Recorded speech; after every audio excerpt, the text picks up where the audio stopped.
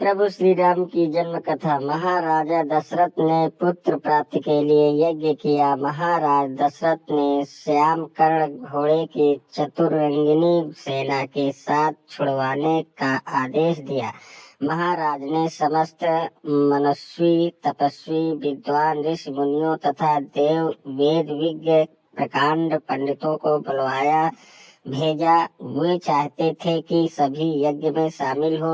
यज्ञ का समय आने पर महाराज दशरथ सभी अभ्यागतों और अपने गुरु वशिष्ठ जी समेत अपने परम मित्र अंग देश के अधिपति लोभपाद के जमानता श्रृंग ऋषि के साथ यज्ञ मंडप में पधारे। फिर विधिवत एवं शुभारंभ किया गया। यज्ञ की समाप्ति के बाद समस्त पंडितों, ब्राह्मणों, ऋषियों आदि को यथोचित धन, धान्य, गौ आदि भेंट दी गई है और उन्हें सादर विदा किया गया। यज्ञ के प्रसाद में बनी खीर को राजा दशरथ ने अपनी तीनों रानियों को दी। प्रसाद ग्रहण करने के परिणाम स्वरूप तीनों रानियां गर्भवती हो गई। सबसे पहले महाराज दशरथ की बड़ी रानी कौशल्या ने एक शिशु को जन्म दिया जो बेहद ही क्रांतिवान, नील वर्ण और तेजोमय था।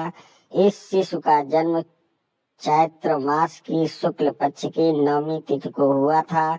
इस समय पुनर्वसु नक्षत्र में सूर्य, मंगल, शनि, बृहस्पति तथा शुक्र अपने अपने उच्च स्थानों में विराजित थे।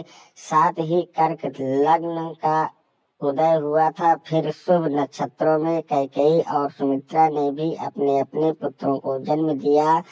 कैकेयी का एक और सुमित्रा के दोनों पुत्र बेहद तेजस्वी थे। महाराज के चारों पुत्रों के जन्म से संपूर्ण राज्य में आनंद का माहौल था। हर कोई खुशी में गंधर्व गान कर रहा था और अप्सराएं नृत्य करने लगी। देवताओं ने पुष्प वर्षा की। महाराज ने ब्राह्मणों और याचकों को दान दक्षिणा दी और उन सभी ने महाराज के पुत्रों को आशीर्वाद दिया। प्रजा जनों को महाराज ने धन धान्य और दरबारियों को रत्न आभूषण भेंट दी। महर्षि वशिष्ठ ने महाराज के पुत्रों का नाम रामचंद्र, भरत, लक्ष्मण और शत्रुघ्न रखा।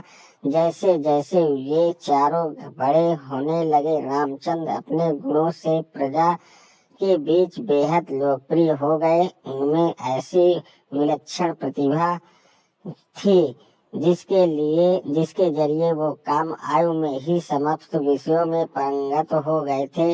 वे हर बात में निपुण थे, जैसे हर तरह के अस्त्र शस्त्र चलाने में, हाथी घोड़े की सवारी आदि। वे अपने माता पिता और गुरुजनों की बेहद आदर करते थे और उनकी सेवा में लगे रहते थे।